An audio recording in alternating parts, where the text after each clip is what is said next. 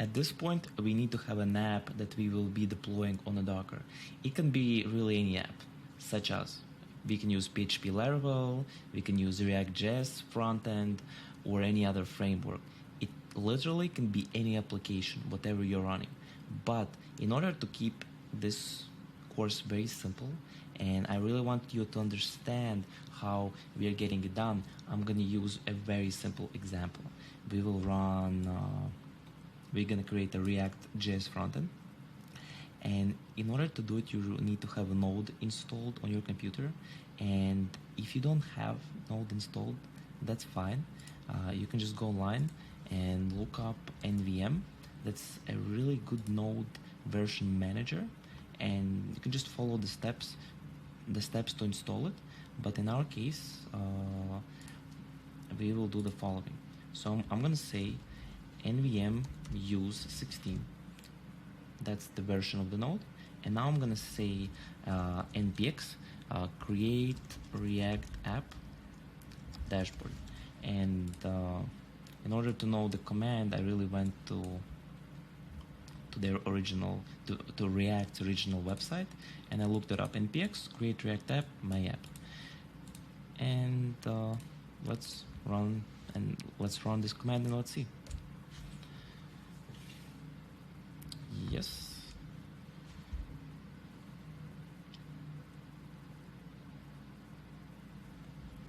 So it's installing React application in the dashboard folder. As you see, it created a new React app on my computer, Docker, and dashboard.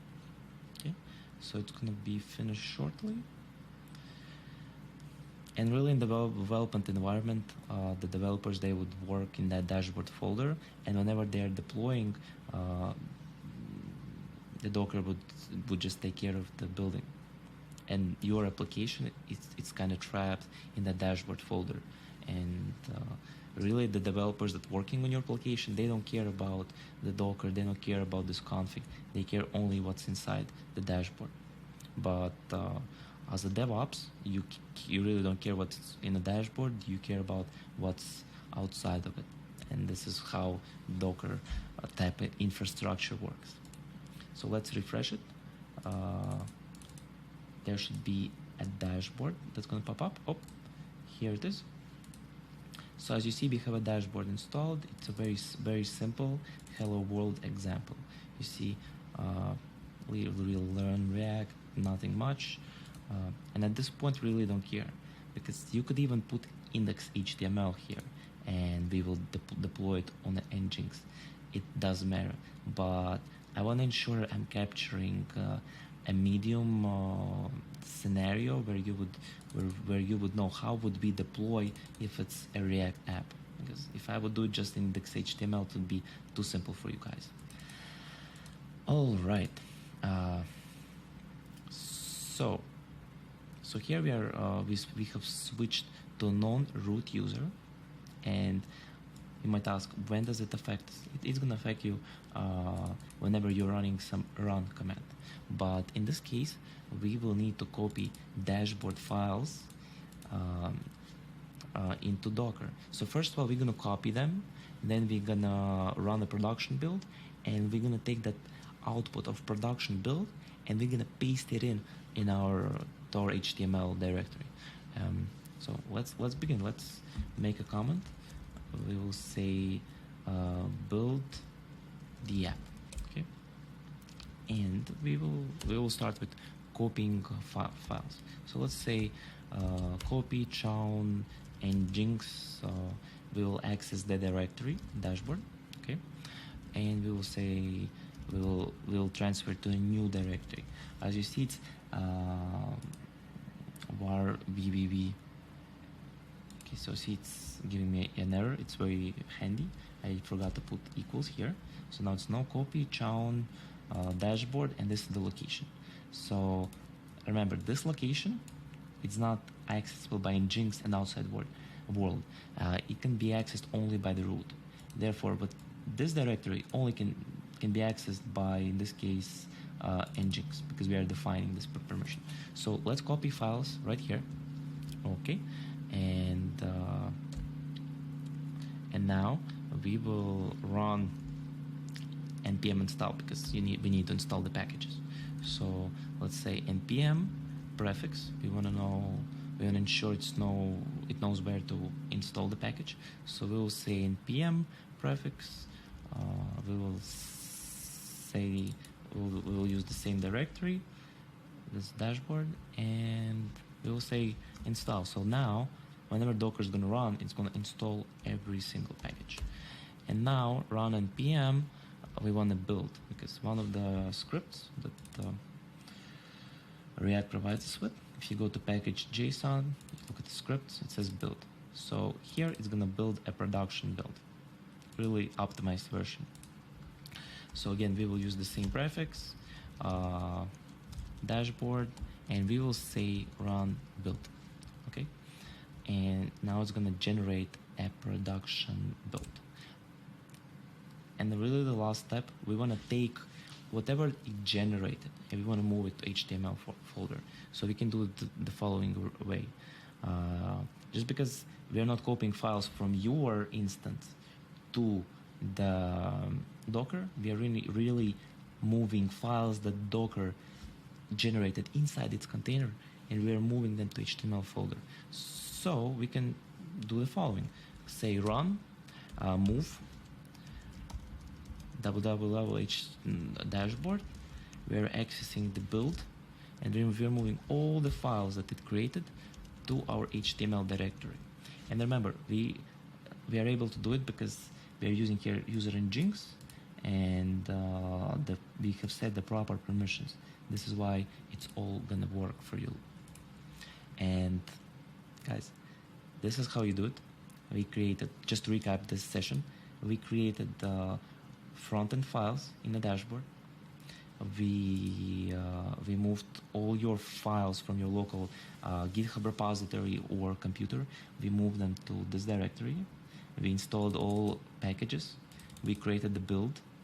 We moved the output of the build to HTML directory. And we have proper permissions set up. Let's talk a little bit about the good practices. So number one, you really want to ensure that the build time for your Docker image doesn't take much time. So it's really quick. And this is why there's a beautiful algorithm that's called caching. Let me tell you how it works. Is that Docker has multiple steps. So you see, step one is to pull this Alpine image. Step two is to define this config. Step three is to define this config. Actually, we can remove it. I'm going to remove it. We won't need node version. So step 3 would be to install packages. Step 4 is to install this package, and so on. So what this means, if you're building Docker image second, third, fourth, fifth time, and it sees that nothing changed up to this step, it's not going to do it.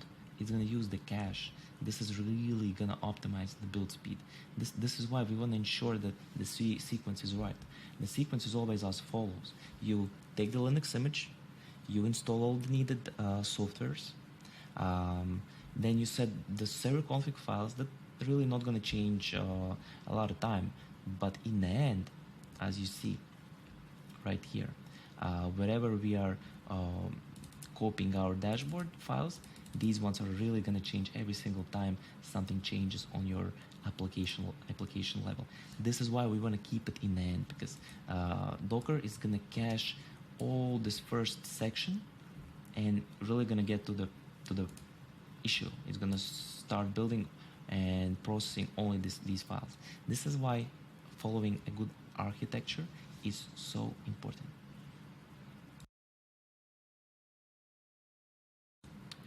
Okay, let's not forget about good practices.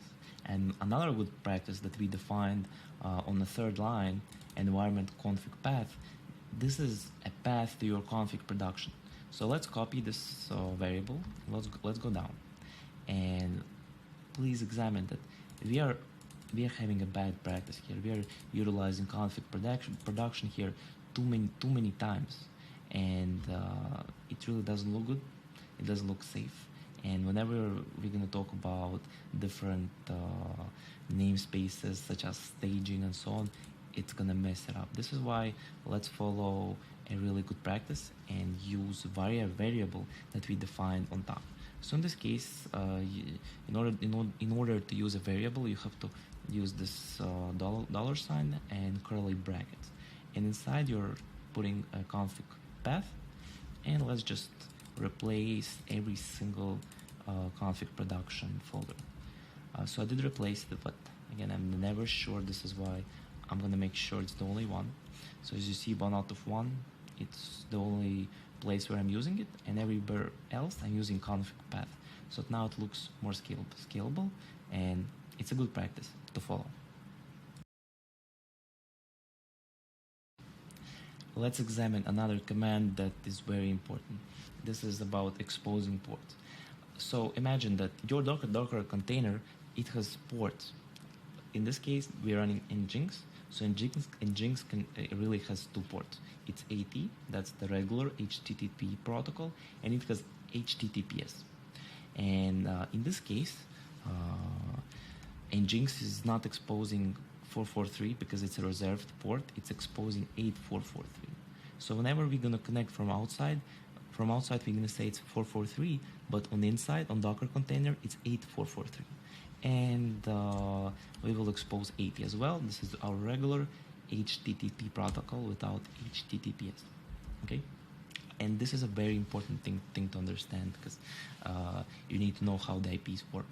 And let's say if you're running another Node.js application inside, you might have a port that's exposing 5,000, right? So let's say you're exposing 5,000 and connecting to 5,000 from outside world, then it's going to be like a match, like the same we have with 80. But yeah, so we just exposed our ports, and the outside world that's going to connect our Docker container is going to have access to connect to this port. Now let's get to the most fun part. It's really running the container, because now we define OS, we define software packages, we define your application, but now how do we run it? There are multiple ways to run it. Let me explain you what way I suggest, because based on my experience where I have built so many Docker containers and have went through massive amount of issues and really finding the best solution, I'm going to show you right now my best solution, and then I'm going to show you how we can make it more simple. So this will be my solution. So first of all, on top we defined entry point. So there's another command that Docker provides. It's also the entry point. So let's define it. And really, in essence, how the entry point works is that when Docker is launching a command, it has to use some file. So it can be either sh or bash. In this case, it's going to use our entry point.sh, and then it's going to execute the command. So here we define the entry point, and now we're going to define a command. So in this case, we will use supervisor that's going to run our NGINX application. So supervisor, and we will say we'll put this command that, yep. And right here, let me now show you how it's going to work, right? So let's open entry point.sh. Let's go to config production. Let's open entry point, and as you see, it has sh environment, and it's really not doing here anything, but and then we are executing the command that it's passing.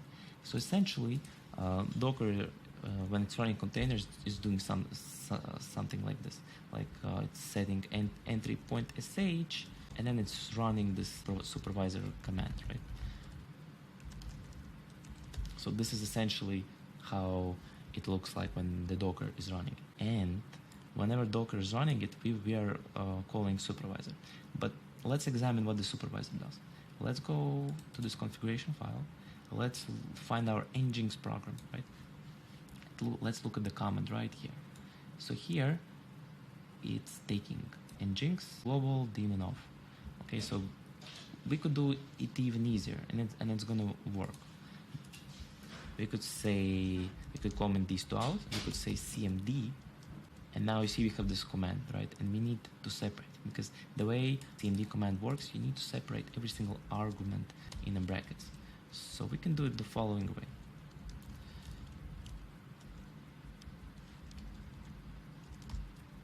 Okay, so you can define your container to run in this format as well, and it's gonna work just as fine. But again, you can do this. You can do it this way. It's really fine. But something I've learned throughout my experience is that it's very important to have a really similar environment that you're running, whether you're running front end, back end, or other services. You have to create your own Docker file that you can use for your software and reuse it. This is why for me, setting up the proper pipeline and proper kind of environment is very important. And I have found that using this environment where I'm defining entry point, maybe running some commands here, and then executing supervisor, and then supervisor is running everything for me, is very good practice. There's really no bugs after. It's working really good. This is why I'm suggesting to follow this exact way. Finally, when we have done writing our container, we should have a way to run it. And let's get right to it. Let's build our container, and then we will run it. There are a couple of things you have to understand. Number one, it's very hard to remember each of those commands every single time you want to build a container. This is why my suggestion to you, make a cheat sheet. Find a place where you're going to store the notes. Let's say, in my case, I'm using Notes app, and this is how it looks like. So we will begin with docker build hello world. Like each of those commands, when you look at them, they are a bit confusing, right? And there's really no need to remember them. It's very important for you to know what they're doing exactly. But my suggestion is to keep a cheat sheet. It's always more simple. So in this case, when we are done with building our Docker file, we will take the first command that I have created here, and we will execute it. So let's get it. So we're gonna type docker build -t, which is gonna be the name. So hello world, and I'm gonna put a dot. So the dot means that Docker file needs to look for Docker file in this directory. For this particular case, I'm gonna put no cache because I don't want it to cache at this time. And I'm gonna create an image. So let's examine. Docker is currently building here. As you see, it's running through the steps. So the first step is to take the Alpine Linux, then to build it. As you see here, it's taking it here from repository, and no, we got an exception. And guys, I put exception there for a purpose. It is very important that you know how to debug exceptions, because if you won't know it, it could be a potential issue. So let's examine the logs. At the 11th step, we get an error. Run, it's failing here. And let's look at the error. It says that chown var lob NGINX, no such folder. Okay, and I see it right away because it's a misspelling, right? Misspellings do happen, and those are normal errors. So look, C says lib, you should say, and here say lob, it should say lib as well. And let me save it, and let's try again. So it's building again, installing the packages. As you see here, it already finished with those. Oh, it's almost done. Now it's installing npm packages. Here now it's building the React front end, and here you go, your Docker image. So this is the image. Whatever we created right now, it's an image. It's created. How do you know that it's created? You can type a command. It's called docker images. right? And you will see that you created this hello world image latest. This is image ID, and it was created 16 seconds ago, and the total size is 600 megabytes. Okay, so this is your image. And now the next question, how do we run it, right? Most important question. So let's just write a command and we will run it locally. So let's type docker run. Then we're gonna say E for interactive, T, and now we're gonna expose ports. Ports is P, and we're gonna say 8080. Why are we saying 8080? Because we are exposing port 80 here. So we're gonna, and then we're gonna call it, I mean not call it, we're gonna use the image that we use here, hello world. So hello world. Let's try to run it. And here you go. Again, we are getting exception, and I put it here for a purpose. It's very important that you know how to debug them. So let's look at here. It's saying that some error, but look, stat enter point, not such file found or directory. Of course, it's not found because the name should be entry point. You see, entry point. So let me save it, right? And now I'm gonna rebuild the image. Okay. So I'm gonna, so in this case, actually, I can remove cache because I just changed the last step. All previous steps are gonna be the same. So you see, it cached everything that was before, and the image was created really quickly. So let's try to run it again. Perfect. So you see, we are running the container. We are getting logs. So these are the logs that Supervisor is generating for us. And let's go to Google Chrome and let's try to access the environment. Localhost. So you can go either like that, localhost 80, or default port is 80. So we're just gonna access it. Voila. This is working. Here you go. This is the React frontend that we created, and this is how you launch it. And a couple of more things I would like to show you. As you see here, Supervisor is giving logs whoever is accessing, and it's very handy.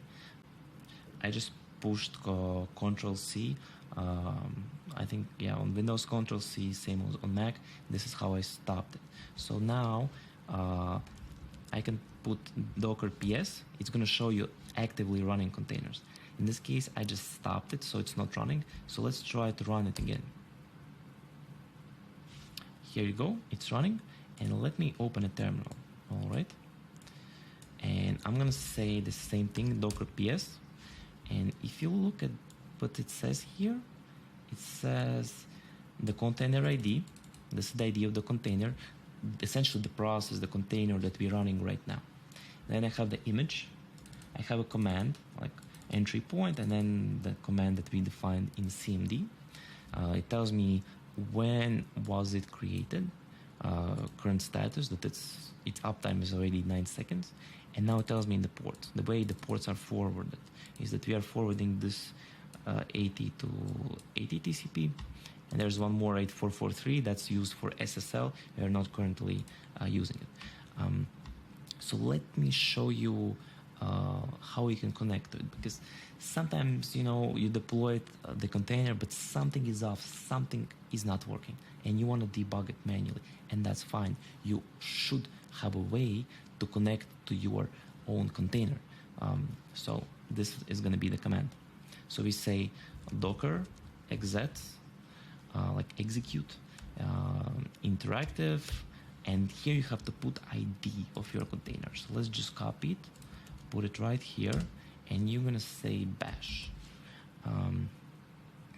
So in this case, bash would go for Ubuntu or other ones. In Alpine, because it's so optimized, it doesn't have it. We're gonna say sh, and here you go. We just open command line shell into our container.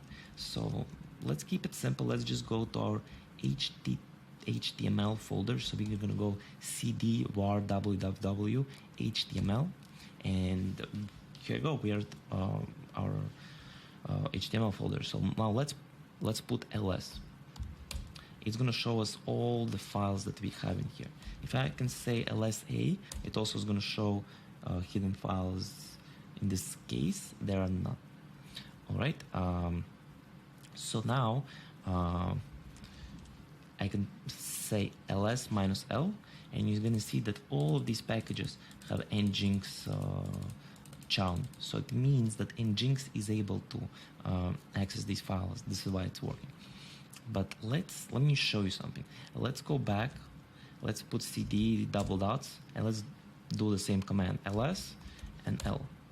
And as you see here that let me see. And as you see here that it shows that NGINX, but still at the second level it's root. This is why it's all secure here. And yeah, this is how you access the container. This is how you deploy a container. And remember, keep a cheat sheet with yourself, because it's going to make your life easy. So now I just exit the container. Let me stop it right here. And in this case, I want to clean up the environment. So if you take a look, Docker images, you see I have all these images. And let's say you might have some errors down the line, which are going to tell you know what, there's no more space on your computer or something, and it's fine. You just go in and you clean your images. So there are many ways to do it, but I'm using this command, docker remove rmi, and here's Docker images. It's pulling all the images in a special format. So by executing this command, it's gonna try and attempt to delete most of the images, or you can do it differently. You can just say docker rmi, I stands for image. Just do it like that, and you see it's not working. Why? Because there's some container that's running it currently. So we have to delete the container.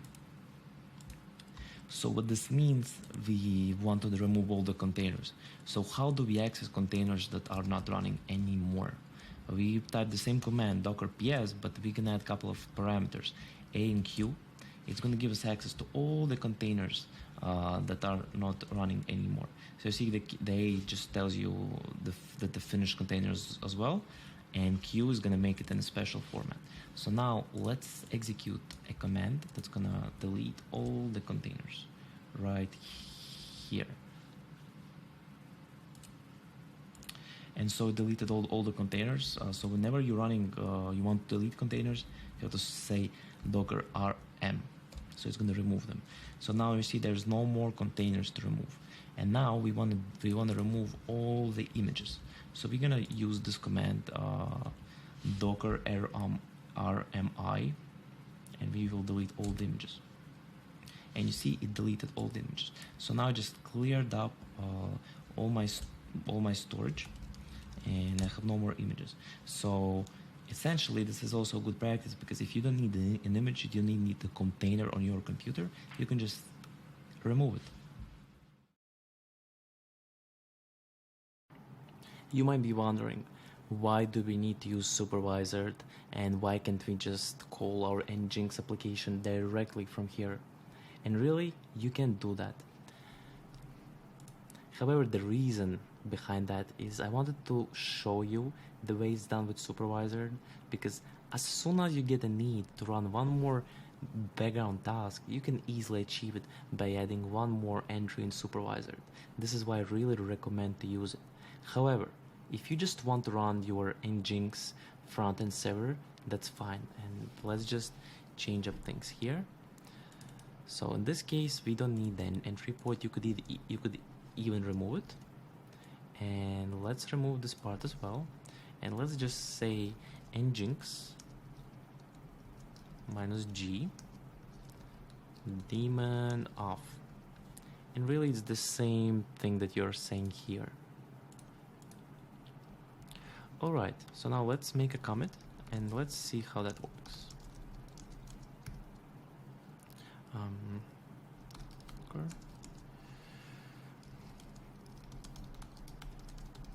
Okay, without supervisor. Alright, so now I just deployed this on our staging branch. Let me do the same thing with the master one. Switch master.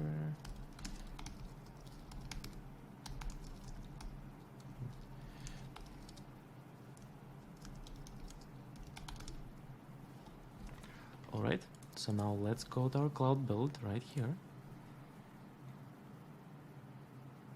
And you will see that the images are being built. They will be built shortly, and then we will take a look if everything is working the way it should work. Alright, so it's currently running both builds. Let's take a look. Okay, so it's almost done.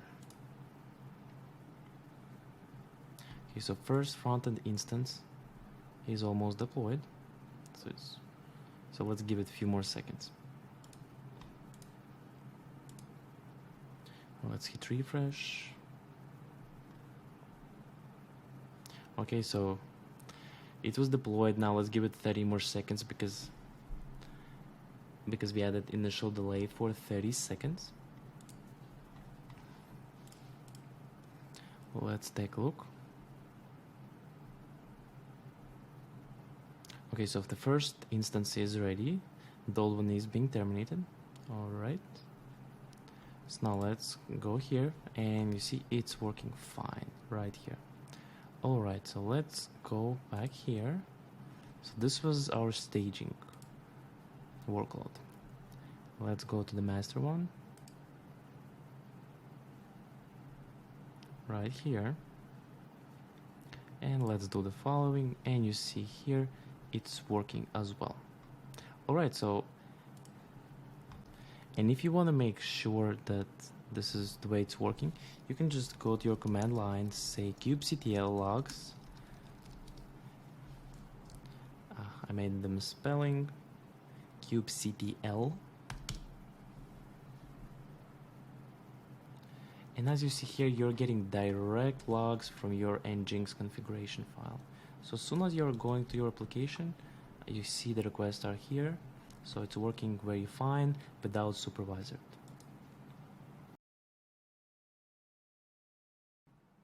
You could be wondering, why do we need to use shell commands to remove those images, to remove containers? Really, it's not necessary. You can use the interface. So here, please open the Docker interface.